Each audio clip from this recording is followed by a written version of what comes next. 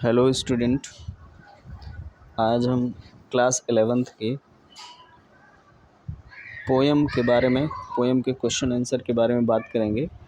जो पहला question answer है, ठीक है, पहला पार्ट है क्वेश्चन आंसर पहले पोएम का है और पोएम का नाम है ए फोटोग्राफ और जिसको लिखा है शर्ली टॉलसन ने। ठीक है, चलिए चलते हैं। थिंक इट आउट एक्सरसाइज का जो पहला पॉइंट है उसमें दिया है थिंक इट आउट में। पहला क्वेश्चन है what does the word cardboard denote in the poem. Poem में जो कार्डबोर्ड शब्द आया है उससे क्या पता चलता है, यानी कार्डबोर्ड से क्या पता चलता है, क्या इंगित करता है cardboard. Why has this word been used, इस शब्द का प्रयोग क्यों किया गया है। आंसर है the word cardboard here denotes a photograph. In fact, cardboard is a part of the frame that keeps the photo intact. यहाँ यानी इस पोएम में जो कार्डबोर्ड शब्द का प्रयोग हुआ है वह फ़ोटो को इंगित करता है, यानी फ़ोटोग्राफ को इंगित करता है, एक चित्र को इंगित करता है। और वास्तव में cardboard is a part of the frame that keeps the photo intact. वास्तव में कार्डबोर्ड उस फ्रेम का हिस्सा होता है जहाँ पर फ़ोटो को सुरक्षित रखा जाता है। फिर अगला है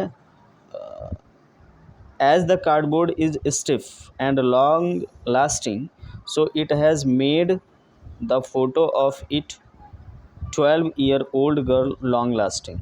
जैसा कि कार्डबोर्ड स्वयं कठोर, स्टिफ मतलब कठोर यानी मजबूत होता है और लंबे समय तक चलने वाला होता है, वैसे ही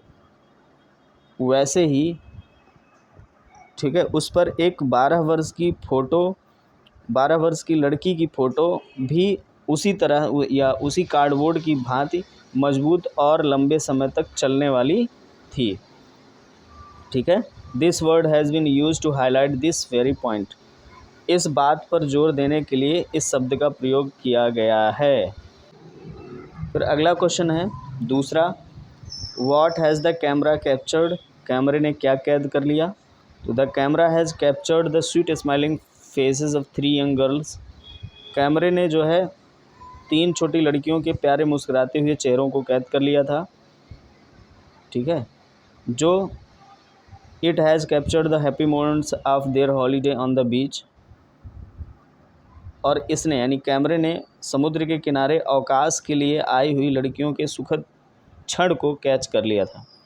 अगला प्रश्न है what has not changed over the years.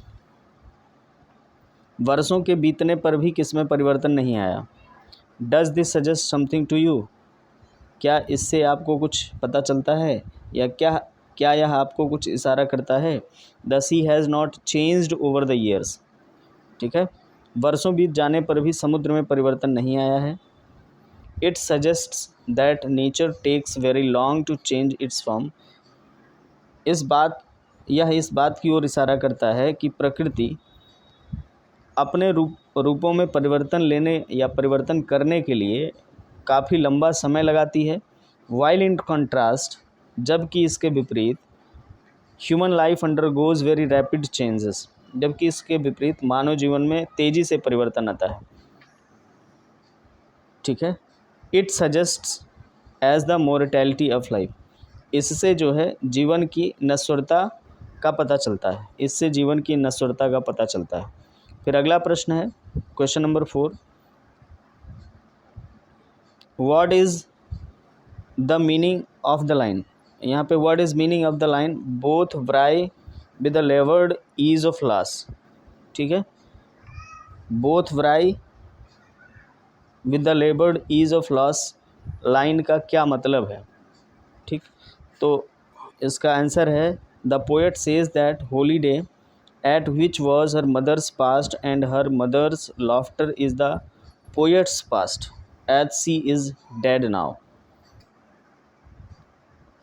इसमें जो कवित्री है यानी पोएटेस है वो कहती है कि समुद्र के किनारे जो अवकाश के क्षण उसकी माँ के अतीत थे और उसकी माँ की हंसी अब उसका यानी कवित्री का अतीत बन चुका है। ठीक है, यानी जो अवकाश के क्षण थे यानी अवकाश कौन बिताता था, तो कवित्री की माँ बिताती थी, और जो प्रसन्नता कवित्री की माँ की होती थी वही कवित्री के लिए होती थी। तो अब दोनों के आपस में दोनों ने जो है अपने अपने समय को, उस सुखद समय को व्यतीत कर लिया है या खो दिया है। ठीक, चूँकि अब उसके माँ की मृत्यु हो चुकी थी। Both of them were sad about the loss of happy past. वे दोनों अपने सुखद अतीत के बीत जाने पर या खो जाने पर दुखी थी। But with a lot of effort, लेकिन बहुत परिश्रम से उन्होंने, they live to learn easily with his feelings of loss, लेकिन बहुत परिश्रम करने के बाद उन्होंने इस नुकसान के एहसास के साथ सरलता से रहना सीख लिया, यानी सरलतापूर्वक जीवन व्यतीत करना सीख लिया कि जो है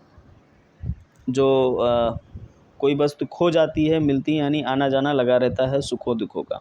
and while the coming of that ease they both stopped bothering about their past. और इसी सरलता के आने पर वे जो है अपने अतीत की परवाह किए बिना आगे बढ़ते रहे, यानी अपने अतीत की परवाह करना बंद कर दिया। ठीक है, बोदरिंग मतलब होता है चिंता करना, परवाह करना, उसको बंद कर दिया।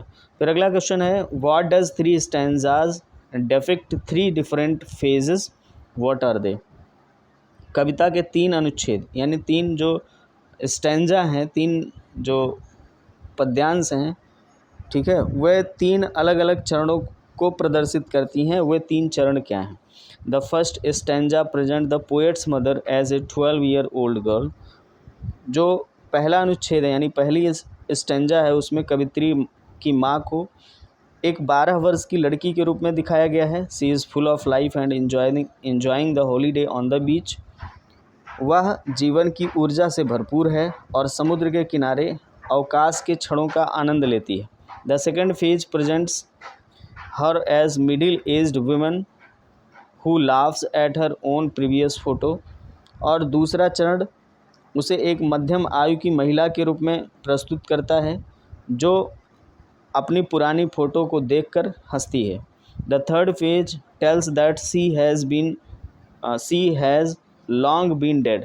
और तीसरा चरण यह बताता है कि पोएटेस की माँ की मृत्यु जो है काफ़ी पहले हो चुकी थी। Her death has brought silence in poets life. और जिसकी वजह से यानी उसके मृत्यु ने लेखिका के जीवन में या पोएटेस के जीवन में, कवित्री के जीवन में पूरी तरह से शांति ला देती है, यानी पूरी तरह से जो है उसका जीवन साइलेंट हो जाता है, खामोशी छा जाती है। And on every event of past, और जो है अतीत के सभी घटनाओं पर जो है पोएटेस खामोश हो जाती है। तो ये जो है आपका पहला पार्ट है, ठीक है, क्लास 11th के पोएम का जो एक्सरसाइज है। ठीक, तो थिंक इट आउट से 5 क्वेश्चन हमने लिया, ठीक है, जो इम्पोर्टेंट लगा। तो ये पहला है, दूसरा पार्ट आपको जल्द ही मिलेगा। आप इसे ध्यान से सुनें और कॉपी में नोट करें, याद करें, और जो है लाइक शेयर सब्सक्राइब करना ना भूलें। अपने दोस्तों को भी बताते रहें। ओके, धन्यवाद।